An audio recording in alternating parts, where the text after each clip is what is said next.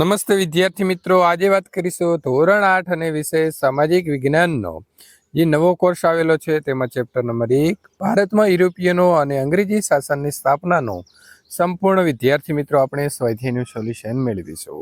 એ પહેલા ચેનલની અંદર પ્રથમ વખત આવ્યા છો તો મિત્રો ચેનલને ખાસ સબસ્ક્રાઇબ કરી દેવી। સબસ્ક્રાઇબ કરવા માટેનું મિત્રો અહીં બટન આપેલું છે અને બાજુમાં આપેલું જે અહીં આપણું ઓલ નોટિફિકેશન છે તે તમારે દબાઈ દેવાનું રહેશે। સ્વાધ્યાયના પ્રશ્નોત્તરી પ્રશ્ન નંબર 1, નીચેના પ્રશ્નોના ઉત્તર એક વાક્યમાં લખો। યુરોપના કયા કયા રાષ્ટ્રોએ ભારત આવવાનો જળમાર્ગ શોધવાની કમર કસી હતી? તો યુરોપની અંદર પોર્ટુગલ, સ્પેન અને હોલેન્ડ જેવા રાષ્ટ્રોએ એટલે કે દેશોએ ભારત આવવાનો જળમાર્ગ શોધવા માટેની કમર જે છે તે કસી હતી? પ્રશ્ન નંબર 2, યુરોપની પ્રજાને ભારતીય મરી મસાલાની ખૂબ આવશ્યકતા સાથી હતી? શા માટે એમને આપણા મરી મસાલા જોઈતા હતા? તો યુરોપની પ્રજા મહાન અંશે એટલે કે મોટા ભાગે માંસાહારી હોય, માંસ સાચવવા ભારતીય મરી મસાલાની ખૂબ આવશ્યકતા હતી।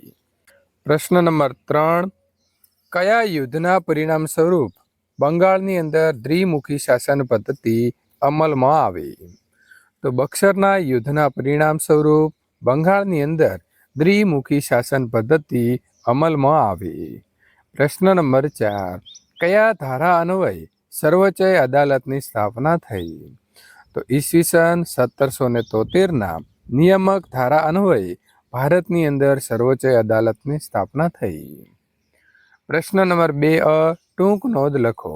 પ્લાસીનું યુદ્ધ ઈસવીસન 1757।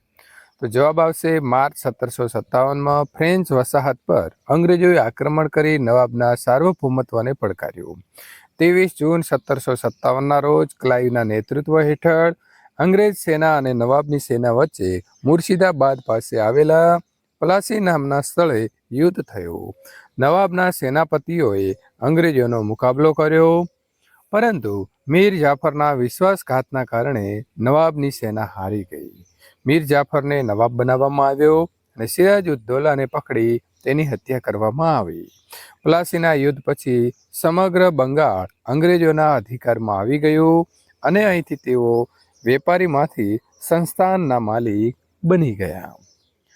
પ્રશ્ન નંબર 2, બક્સરનું યુદ્ધ ઈસવીસન 1764।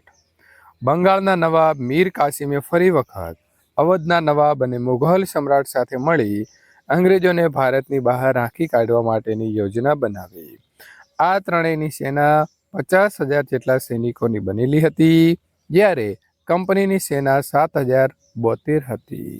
મેજર મનરોના વડપણ હેઠળ ભારતના આ ત્રણ શાસકો સાથે બક્સરનું યુદ્ધ થયું। અંગ્રેજો જીત્યા અને પ્લાસીનું યુદ્ધ નિર્ણય દ્રઢ બન્યું। બક્સરના યુદ્ધથી અંગ્રેજોને બિહાર, બંગાળ અને ઓરિસ્સાના દીવાની અધિકારો પ્રાપ્ત થયા, એટલે કે તેઓ આજે બક્સરનું યુદ્ધ છે એ જીતીને વિધિસરના માલિક બન્યા। આથી દ્વિમુખી શાસન પદ્ધતિ અમલમાં આવી। તૃતીય અંગ્રેજ મરાઠા યુદ્ધ। મરાઠા અને અંગ્રેજો વચ્ચે કેટલાક યુદ્ધ થયા। પ્રથમ યુદ્ધની અંદર સાલબાઈની સંધિ નક્કી કરવામાં આવી। બંને એકબીજાના ક્ષેત્રો પરત આપવાનું નક્કી કર્યું, કોઈની હાર જીત ન થઈ।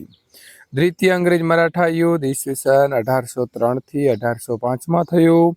વેલેસ્લીએ મરાઠાઓ ઉપર અંગ્રેજોની આણ વર્તાવી। આ યુદ્ધથી ઓડિશા અને યમુનાના ઉત્તરે આવેલા આગ્રા અને દિલ્હીના ક્ષેત્રો અંગ્રેજોના કબજામાં આવ્યા।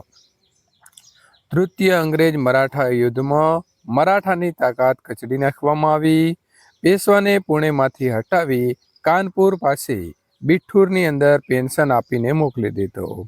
હવે વિંધ્યાચલથી લઈ દક્ષિણના બધા જ ભાગ ઉપર કંપનીની સત્તા સ્થાપાઈ।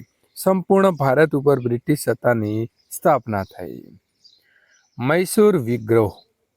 અંગ્રેજો અને હૈદર અલીની ઝડપી વધતી જતી સત્તા અને શક્તિ અંગે ચિંતિત બન્યા। તેઓ મૈસૂર રાજ્ય સાથે 4 મૈસૂર વિગ્રહ થયા।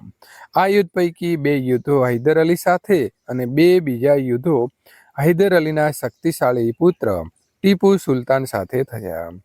પ્રથમ મૈસૂર યુદ્ધ અનિર્ણિત રહેલી કોઈ પરિણામ આવ્યું નહીં. દ્વિતીય મૈસૂર વિગ્રહ સમયે ઈસવીસન 1782ની અંદર હૈદર અલીનું મૃત્યુ થતાં યુદ્ધ ચાલુ રહ્યું. છેવટે બંને પક્ષે સંધિ થઈ. તૃતીય મૈસૂર વિગ્રહમાં ટીપુ સુલતાન હાર્યો અને તેની ભયંકર હાનિ થઈ. ચતુર્થ મૈસૂર વિગ્રહની અંદર ટીપુ સુલતાન વીરગતિ પામ્યો અને અંગ્રેજોએ એક શક્તિશાળી શાસકને ખતમ કરી પોતાના સામ્રાજ્યને દ્રઢ બનાવ્યું. અંગ્રેજોએ મૈસૂર રાજ્ય અગાઉના વાડિયાર રાજવંશને સોંપ્યું અને તેના ઉપર સહાયકારી સંધિ જે છે તે લાદવામાં આવી. પ્રશ્ન નંબર 2બ, નીચેના પ્રશ્નોના ઉત્તર લખો. યુરોપિયન પ્રજાને ભારત તરફનો જળમાર્ગ શોધવાની ફરજ પડી. આ વિધાન સમજાવો.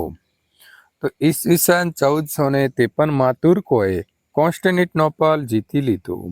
ભારત અને યુરોપ વચ્ચેના વેપારનું તે મુખ્ય માધ્યમ હતું. યુરોપવાસીઓને ભારતના મરી મસાલાની તાતી જરૂર હતી.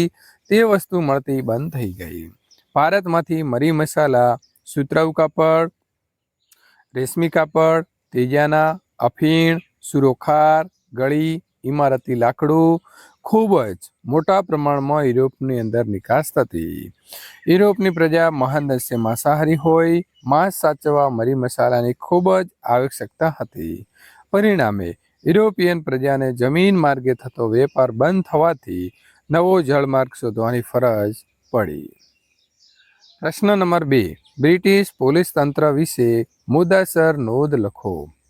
તો લશ્કર જેટલું જ મહત્વનું બ્રિટિશ પોલીસ તંત્ર હતું, જેની શરૂઆત ગવર્નર જનરલ કોર્નવોલિસે કરી હતી. પરંપરાગત ભારતીય સામંતશાહી પોલીસ ખાતાની જગ્યાએ તેણે આધુનિક પોલીસ ખાતાની સ્થાપના કરી. જિલ્લા કક્ષાએ પોલીસ અધિકારી તરીકે જિલ્લા પોલીસ અધિક્ષક એટલે કે ડીએસપીની નિમણૂક કરી. વિભિન્ન જગ્યાએ પોલીસ સ્ટેશનની શરૂઆત કરાવી. તેના ઉપર એક ફોજદારની નિમણૂક કરી. ગામડાની અંદર ચોકીદારની નિમણૂક થતી. પોલીસ તંત્રમાં પણ ઉચ્ચ હોદ્દાઓ ઉપર માત્ર અંગ્રેજો રહી શકતા. ભારતીય સિપાહી કોન્સ્ટેબલ કક્ષાએ કામ કરતા. પ્રશ્ન નંબર 3, ભારતની પ્રજા માટે વિદેશી શાસન અને વિદેશી કાયદો બંને અસ્વીકાર્ય છે.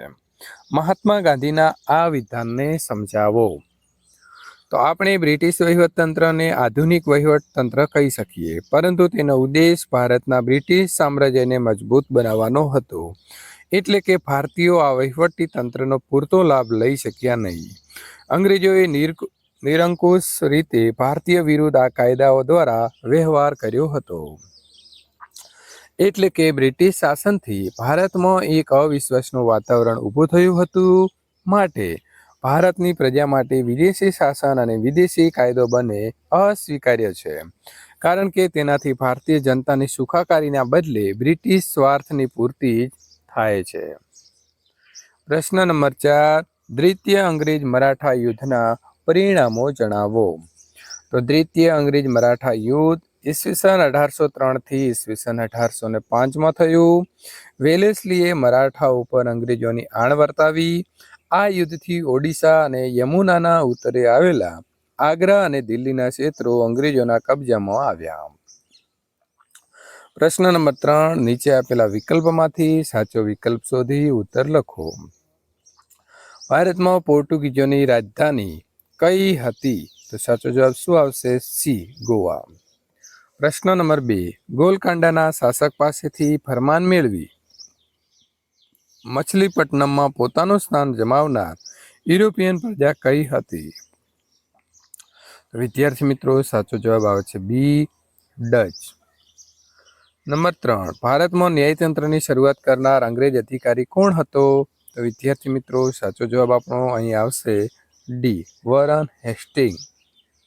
તો અહીં આપણું સંપૂર્ણ સોલ્યુશન પૂર્ણ થાય છે. વિદ્યાર્થી મિત્રો, આ જ પ્રકારે તમામ વિષયના સોલ્યુશન મેળવવા માટે અહીં આપેલી એન્ડ સ્ક્રીન ઉપર તમે ક્લિક કરી શકો છો.